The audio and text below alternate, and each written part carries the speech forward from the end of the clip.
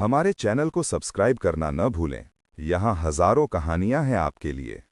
राजकुमार summer को उसकी ये मुस्कुराहट सीने में चुभते हुए किसी खंजर की तरह लग रही है, लेकिन फिलहाल वो कुछ नहीं बोल पा रहा, इसलिए वो चुपचाप वहां से चला गया। तब तक वसुंधरा को भी चंद्रिका के वापस आने की सूचना मिल गई थी और वो भी वहां पर आई। उसके पीछे पीछे ही वीरेश भी वहां पर आ गया, क्योंकि उसे खास तौर पर यह आदेश दिया गया है कि कैसे भी और कहां भी उसे बस चंद्रिका के आसपास ही रहना है और उसे बिल्कुल भी अकेला नहीं छोड़ता है। वीरेश अपना काम पूरी शिद्दत और ईमानदारी से निभा रहा है, लेकिन चंद्रिका के पीछे खड़े अपने लोगों को देखकर उसकी आंखों में खुशी की चमक नजर आने लगी और उन लोगों की तरफ आगे आने ही वाला था, लेकिन फिर कुछ सोचकर रुक गया। और उसे वहां पर देखकर रक्षक दल के सारे लोग जो चंद्रिका को यहां पर लेकर आए थे, वो सब खुद ही उसकी तरफ आए और उनमें से वैभव ने उसके सिर पर लगी हुई चोट के निशान की तरफ देखकर कहा, वीरेश, तुम्हारे सर पर यह चोट, इसका मतलब शक्ति बंधन से संदेश भेजते वक्त तुम्हारा शरीर भी कमजोर पड़ गया था ना? मेरी हालत तो बहुत ही बुरी हो गई थी। वैभव के ही पीछे वहां पर आते हुए दूसरे लड़के ने कहा, हाँ, क्योंकि तुमने पहली बार ही इसका इस्तेमाल किया और वीरेश आज से पहले भी एक दो बार इसका प्रयोग कर चुका है, इसलिए भी तुम्हारे शरीर पर ज्यादा असर पड़ा। रक्षक दल के लोग बहुत ही धीमी आवाज में आपस में ये बातें कर रहे हैं, जो कि राजा, रानी, वसुंधरा, चंद्रिका किसी को भी समझ आना तो दूर सुनाई तक नहीं दे रही है, लेकिन उन लोगों को आपस में एक दूसरे की सारी बातें सुनाई दे रही है। राजकुमारी वसुंधरा भी बहुत ज्यादा भावुक होकर जल्दी से आगे आई और रानी माँ की तरह ही उसने भी चंद्रिका को अपने गले से लगा लिया और लगभग वैसी हो गई। उसने चंद्रिका की तरफ देखते हुए कहा, तुम ठीक तो हो ना चंदा? हमें तुम्हारी कितनी फिक्र हो गई थी पता भी है तुम्हें? कहाँ चली गई थी तुम हम दोनों को ऐसे छोड़कर? हमें लगा कहीं वो पेड़ उसने तुम्हें भी तो नुकसान नहीं पहुंचा दिया। और चंद्रिका की फिक्र में उसे सवाल करते हुए वसुंधरा ये सारी बातें एक साथ ही बोलते गई, जबकि अब तक उसने किसी को भी पेड़ के बारे में नहीं बताया था। तो ये बात सुनते ही सबसे पहले वीरेश ने अपने सिर पर हाथ मारा और उसे इस तरह करते उसके आसपास खड़े उसके दोस्त देखने लगे। और राजा रानी ने भी ये बात सुन ली, तो रानी माँ ने आगे आते हुए वसुंधरा से कहा, कौन सा पेड़ और क्या नुकसान पहुंचाया उसे पेड़ ने? तुम लोगों ने अब तक हमें क्यों नहीं बताया इस बारे में?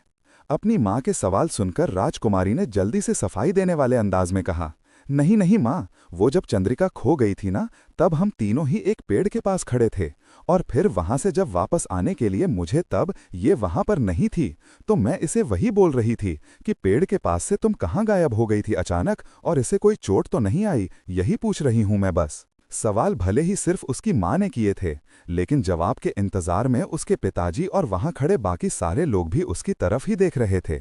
लेकिन फिर भी जैसे जैसे वसुंधरा ने वो बात संभाल ली और चंद्रिका ने भी उसकी हाँ में हाँ मिलाया। राजा, रानी और बाकी लोगों को नरभक्षी पेड़ के बारे में पता नहीं है, इसलिए उन लोगों ने इस बात पर ज्यादा जोर नहीं दिया। लेकिन राजा ने आगे आते हुए कहा, देखा, तुम दोनों की ही जान पर खतरा हो सकता था, लेकिन फिर भी तुम दोनों इतनी लापरवाह हो और हमारी बात नहीं सुनती। ये तो सोचा करो, अगर तुम दोनों में से किसी को भी कुछ हो गया तो हमारा क्या होगा? चंद्रिका, तुम्हें भी तो हम अपनी बेटी की तरह ही मानते हैं।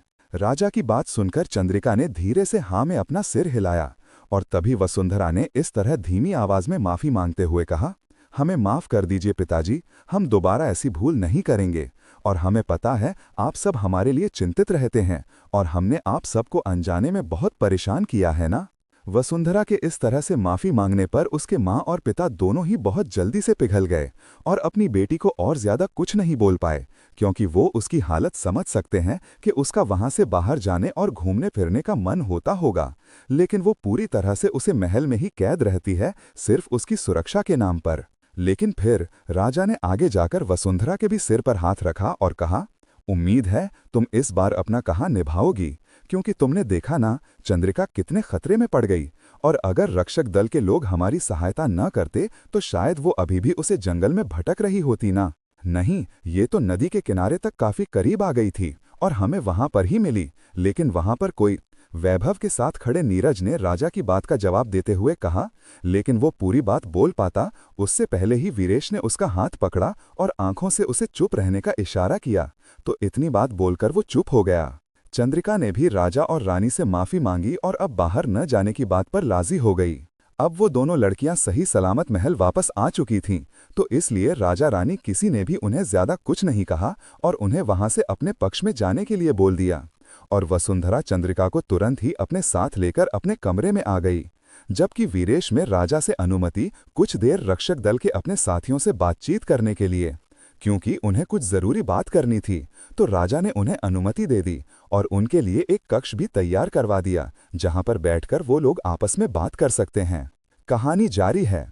तो क्या समर के बताओ में अब कोई बदलाव आएगा, और क्या आज के बाद चंद्रिका और वसुंधरा दोबारा महल से बाहर जाने की कोशिश कभी नहीं करेंगे, और रक्षक दल के लोगों को क्या जरूरी बात करनी है वीरेश से, जानने के लिए पढ़ते रहिए। इस कहानी के अलावा मेरी और कहानियां भी इस प्लेटफॉर्म पर हैं, तो आप सब उन कहानियों को भी पढ़कर देख सकते हैं। उन सारी कहानियों के नाम हैं my mysterious husband, my boss is my secret lover, our arranged love, caged in devil's love, secret billionaire. हमारे चैनल को सब्सक्राइब करना ना भूलें। यहाँ हजारों कहानियां हैं आपके लिए। 50 राजमहल का एक अतिथि कक्ष। वीरेश रक्षक दल के अपने चारों दोस्तों के साथ वहां पर बैठा हुआ है और वहां पर कुल मिलाकर 5 लोग हैं। दरवाजे के बाहर 2 सिपाही खड़े हुए हैं जो कि हर दरवाजे के बाहर खड़े होते हैं। कुछ देर पहले सेविकाएं उसे कमरे में उन लोगों के लिए खाने पीने के अलग अलग तरह के व्यंजन और शरबत रखकर गई हैं, जिनमें से उन लोगों ने बस थोड़ा बहुत ही खाया, क्योंकि वो लोग हमेशा ही एकदम नियमित खाना खाते हैं। लेकिन उन सब के बीच बैठा जयंत, जिसे कि खाने पीने का बहुत शौक है और वो ज्यादातर चीज का नहीं पता, वो महल के इतने ज्यादा स्वादिष्ट पकवान देखकर अपने आप को रोक नहीं पाया और वो जल्दी जल्दी सारी गलियों में से कुछ न कुछ उठाकर खाने लगा। नीरज ने उसे रोकने के लिए गुस्से में आंखें भी दिखाएं और फिर वो थोड़ी देर के लिए रुक गया, लेकिन थोड़ी देर बाद सबकी नजरें बचाकर वो फिर से खाता रहा और बाकी बातचीत करने में उसका बिल्कुल भी ध्यान नहीं लगा। लेकिन उसके अलावा नीरज, वैभव और वीरेश आपस में बातें कर रहे हैं और उन सब के बीच एक लड़की लतिका भी है। उन लोगों ने वीरेश को जो कुछ भी बताया, वीरेश ने उनकी सारी बातें ध्यान से सुनने के बाद थोड़ा सोचते हुए बोला, कौन सी नकारात्मक शक्ति? क्या ये वही शैतान है जिसके बारे में हम इतने दिनों से सुनते आ रहे हैं? लेकिन अगर वो इतना ज्यादा शक्तिशाली है और शैतान का अंश, तो फिर वो तुम लोगों के सामने क्यों नहीं आया? वैभव ने वीरेश की बात का जवाब देते हुए कहा, हाँ, लेकिन वो खुद तो आज तक किसी के भी सामने नहीं आया है और हमारा सामना उसके भेजे हुए गुलाम और काली शक्तियों से हुआ है, जो सब अलग अलग तरह के हैं, कोई प्रेत तो कोई पिशाच और कोई बुरी आत्मा। ये सब उसके कब्जे में हैं और उसका कहना भी मानते हैं। इसके अलावा जिन लोगों को वो अपनी कैद में रखता है, वो भी धीरे धीरे शैतान बन जाते हैं। वैभव की बात सुनकर वीरेश, नीरज और लतिका सभी सोचने लगे। अब जयंत भी खाना रोककर उन लोगों की तरफ ही ध्यान दे रहा था, लेकिन अब तक उसने आधे से ज्यादा खाना खत्म कर दिया है। लेकिन कुछ देर के बाद जयंत ने फिर से एक थाली की तरफ हाथ बढ़ाया तो नीरज ने अपनी दिव्य शक्तियों से उसके हाथों को बांध दिया, जिससे कि वो हाथ और आगे ना बढ़ा पाए, और उसने गुस्से में कहा, बस कर जा मोटे, कितना खाएगा तू? अपने सामने बैठे हुए जयंत को समझाते हुए वीरेश ने उन लोगों से सवाल किया, हाँ जयंत, तुम्हें सबसे पहले अपनी इंद्रियों को ही काबू में करना सीखना होगा। अगर तुम यही नहीं कर पाओगे तो सारी शक्तियों में महारत कैसे हासिल करोगे? मुझे तो ये समझ नहीं आता, तुम लोग इसे अपने साथ जंगल में लेकर ही क्यों गए थे? सीधा वहीं से यहाँ आ रहे हो ना तुम लोग? जयंत ने तुरंत ही मुंह बनाकर उन सब की तरफ देखते हुए जवाब दिया, तुम इस तरह से क्यों सुना रहे हो मुझे? और तुम्हें पता है, वैसे भी मैं काफी सारी चीजों में अच्छा हूँ, लेकिन बस ऐसी अच्छे स्वादिष्ट व्यंजन हमें वहाँ आश्रम में खाने को नहीं मिलती, तो बस मेरे मन में थोड़ा सा लालच आ गया, लेकिन अब मैं कुछ भी नहीं खाऊंगा। जयंत की ये बात सुनकर सभी हंसने लगे और वहां का माहौल थोड़ा सा हल्का फुल्का सा हो गया। इससे पहले वो लोग एकदम गंभीर होकर इस बारे में बात कर रहे थे, और फिर कुछ देर के बाद वो लोग वहां से वापस आश्रम के लिए निकल गए, और जितना उन लोगों को समझ में आया था वो सब उन लोगों ने वीरेश को बता दिया, और वीरेश भी फिर वापस अपने काम पर लग गया। और वसुंधरा के कमरे के बाहर खड़े होने से पहले उसने पूरे महल का एक चक्कर लगाया और वो छत पर भी जाना चाहता था, लेकिन कुछ सिपाहियों ने उसे रोक दिया कि बोलकर कि रात के वक्त छत पर सभी का जाना मना है, इसलिए वो भी नहीं जा सकता। अगर उसे जाना है तो कल सूरज ढलने से पहले ही उसे छत पर जाना होगा। ये बात सुनकर वीरेश का दिमाग ठनका और उसने अपने मन में कहा, अब भला राजमहल की छत पर जाने में ऐसा कौन सा खतरा है कि सबको ही छत पर जाना मना है। चलो राजकुमारी को मन होता तो मैं मान सकता था, लेकिन मुझे क्यों नहीं जाने दे रहे ये लोग, और ऊपर से इतना कड़ा पहरा बिठा दिया है यहाँ पर महाराज ने। जरूर कोई तो गड़बड़ है। इतना सोचते हुए वीरेश वापस वसुंधरा के कमरे के बाहर आकर खड़ा हो गया, लेकिन उसका दिमाग अभी इन्हीं बातों में लगा हुआ था। वसुंधरा के कमरे के अंदर चंद्रिका एकदम खोई हुई सी बैठी हुई है और उसका ध्यान अभी भी उसे आदमी में अटका हुआ है जिसने जंगल में उसकी जान बचाई और उसकी इतनी मदद की। उसकी वो पीली चमकती हुई आंखें उसकी आंखों में जैसे बस गई हैं और उन आंखों के आगे जैसे वो कुछ सोच ही नहीं पा रही है।